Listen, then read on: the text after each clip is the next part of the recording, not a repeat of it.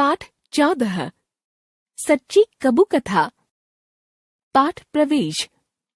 दूसरों के जीवन में खुशियां भरने का सुख अनुपम होता है, यह इस सत्य कथा में बताया गया है। पशु पक्षी भी संवेदनशील होते हैं। वे भी मानवीय भावनाएं जैसे मिल बैठकर बातें करना, अपने से शक्तिशाली से भय, उदासीनता आदि भाव दिखाने में निपुण होते हैं। कबू लेखक के प्रेम को अनुभव कर रहा है और वे उसे स्वतंत्र जीवन का आनंद देना चाहते हैं, पर कबू उनके प्रेम बंधन की वजह से जा नहीं पा रहा। सच है, बंधन में भी सुख है। इंदौर के चिड़ियाघर के दक्षिण में कोई दर्जन भर बहुमंजिली इमारतों की एक कतार है। इन इमारतों की सारी मंजिलों की मुंडेरें आपस में मिला दी जाएं तो सहज ही 1 मील भर लंबी बन पड़ेंगी। ये सब कबूतरों से भरी रहती हैं। इस इलाके का नाम नौलखा है। कहा जाता है कि कभी यहाँ आम के इतने पेड़ थे कि एक वर्ष 9 लाख कैरियां गिरीं। तब से इसका नाम नौलखा हो गया। तब 9 लाख कैरियां हुई हों न हुई हों, आज यहाँ 9 लाख कबूतर अवश्य बसते होंगे। एक मुंडेर पर 4-5 किशोर कबूतर बैठे गपिया रहे हैं। किशोर ऐसे कि आकार में वे बड़े हो चुके हैं, मगर उड़ने में कुछ कमजोर हैं। ये आसानी से पतंग के मांझे या केबल टीवी की आड़ी तिरछी तारों से टकरा जाते हैं। अचानक एक कबूतर ने खतरे की आवाज निकाली और फड़फड़ाकर सारे कबूतर मुंडेर छोड़कर उड़ गए। इस गप गोष्ठी में किसी का ध्यान ही नहीं गया कि कब एक बिल्ला बहुत पास आ गया था। मुंडेर पर बस मुटियाया हुआ कबूतर बचा था। उसे बिल्ले का जरा भी डर नहीं लगा। उससे तो शायद शेर भी डरता था। अप्रैल के दिन थे, गर्मी बहुत तेज थी। दोपहर 12 बजे मैं डाक लेने के लिए बाहर निकला। दरवाजे के पास केसरी फूलों की बेल के नीचे पंखों का एक गुच्छा पड़ा दिखाई दिया। रंग तो कबूतरों जैसा था, परंतु न सिर दिखाई दे रहा था न पैर। पास गया तो वह कबूतर पंख फड़फड़ाने लगा। घायल था, गर्म हवा की चपेट में आकर गिरा था। गर्मी के मौसम में अक्सर ऐसे पक्षी हमारे बगीचे में गिरते रहते हैं। 2 घड़ी नीम की ठंडी छाया में आराम कर उड़ जाते हैं। मैं उस कबूतर को अंदर ले आया, उसके चेहरे पर पानी का फव्वारा किया और एक टोकरी में रख दिया। उसके सामने खाने के लिए चावल के दाने डाल दिए। दोपहर निकल गई, शाम हो गई। वह गर्दन जमीन पर टिकाए यूं ही बैठा रहा, न कुछ खाया न कुछ पिया। घर में सबकी यही राय बनी कि आज की रात इसे और आराम करने दिया जाए। सुबह टोकरी का ढक्कन खोल कर देखा तो कबूतर को वैसे ही सिर जमीन पर उल्टा टिकाए टुकुर टुकुर ताकता पाया। आखिर इसकी गर्दन इतना बल कैसे खा गई थी? हाथ लगाया तो वह थरथरा कर 2 कदम इधर 2 कदम उधर खिसका। मरीज को अभी और आराम की आवश्यकता थी। दूसरी पूरी दोपहरी भी उसने कमरे की ठंडक में काटी।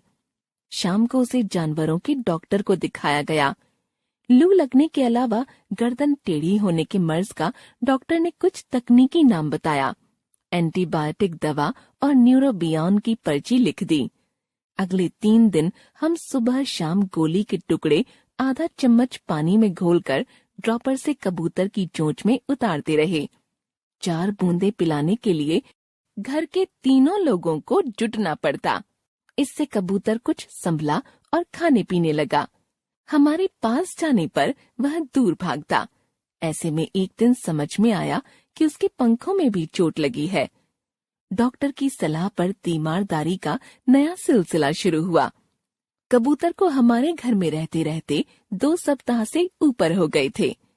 3 मनुष्य, 1 अल्सेशियन कुतिया और 5वां यह पक्षी।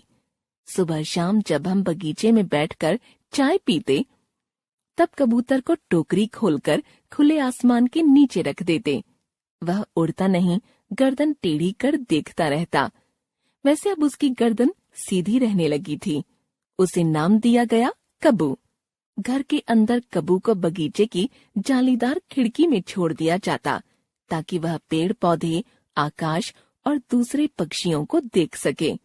शुरू में कुछ दिन उसे केवल चावल की चूरी खाने के लिए दी, फिर ज्वार और बाजरा दिया। इंटरनेट पर खोजने से पता चला कि कबूतर सूखे मटर भी पसंद करते हैं, मगर इस कबूतर को उस बात का पता नहीं था।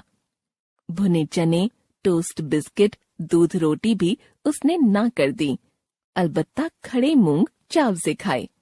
हमारी पालतू अल्सेशियन रैना पर हमें भरोसा था कि वह कबू को कोई नुकसान नहीं पहुंचाएगी। शरीर से भारी भरकम होने के कारण पड़ोसी उसे शेर कहते थे। कबू के कारण मोटी रैना को नया नाम मिला, गबू। कबू और गबू एक ही कमरे में साथ साथ रह लेते। गबू स्वभाव से इतनी गऊ है कि कबू यदि उसके पास चला जाता तो वह खुद दूर हट जाती है। साथ ही कूं-कूं की आवाज से हमें बता भी देती है। कबू की तबीयत सुधरने लगी। वह घूम घूम कर घर का कोना कोना देखने लगा। कभी वह बैठक की गद्देदार कुर्सी पर बैठा मिलता तो कभी पीछे के दरवाजे पर, कभी पंखे पर जा बैठता तो कभी खुली अलमारी के भीतर। बाहर वाले कमरे में पिताजी के सिर का एक शिल्प रखा है। पिताजी का प्रकृति प्रेम ध्यान में रखते हुए उसे बाहर बगीचे में होना चाहिए था। कबू शिल्प पर जा बैठता और बीट कर देता। सिर पर कबूतर की बीट शायद हर उस मूर्ति के लिए आवश्यक संस्कार है जिसे खुले आकाश के नीचे लगाया जाता है। कबू ने यह कसर पूरी कर दी। घर आने वालों को कबूतर से सबसे पहले मिलवाया जाता। जो लोग कैमरा रखने का शौक रखते वे इसकी तस्वीर जरूर लेते। कबू अब एकदम स्वस्थ था। वह उड़ता कम और चलता अधिक था। पीछा करने पर वह तेज चाल से यहाँ वहाँ दुबकता फिरता। उड़कर यदि किसी ऊंची जगह बैठ जाता तो पूरा दिन भूखा प्यासा बैठा ही रहता जब तक ऊपर चढ़कर उसे नीचे उतार न लिया जाए। हमारे साथ रहते रहते उसे 6 सप्ताह हो गए थे। वह गर्मियों में आया था और अब वर्षा आ गई थी। एक खुशनुमा दोपहर जब वर्षा आकर थम गई थी, हमने उसे विदा कहने का तय किया। उसकी टोकरी खोलकर बगीचे में रख दी।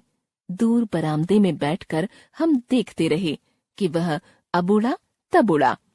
15 मिनट बाद कबू टोकरी से बाहर आया, फिर पंख खोलने, गर्दन मटकाने के बाद धीरे से जमीन पर उतर आया और बगीचे में टहलने लगा। समय बीतता गया। कबू को वहीं मजा आने लगा। आखिर उकताकर हमने उसे फिर से टोकरी में रखा और घर के अंदर ले आए। कहीं बिल्ली आ गई तो यह चलता ही रहेगा। दिन ढलते कहीं ऊंची डाल पर बैठ गया तो भूखा प्यासा बैठा ही रहेगा, यह सोचते हुए कि अभी कोई आकर उतार ले जाएगा और दुलार कर चुग्गा पानी देगा। चाय की मेज पर बैठे बैठे हमने उन सारी घटनाओं की कल्पना कर डाली। यदि कबू अभी उड़ जाता तो क्या होता? 2 महीने हो गए, कबू हमारे साथ ही है। जमीन पर चलने वाले हम एक पंछी को उड़ना सिखा रहे हैं। लेखक दिलीप चिंचालकर।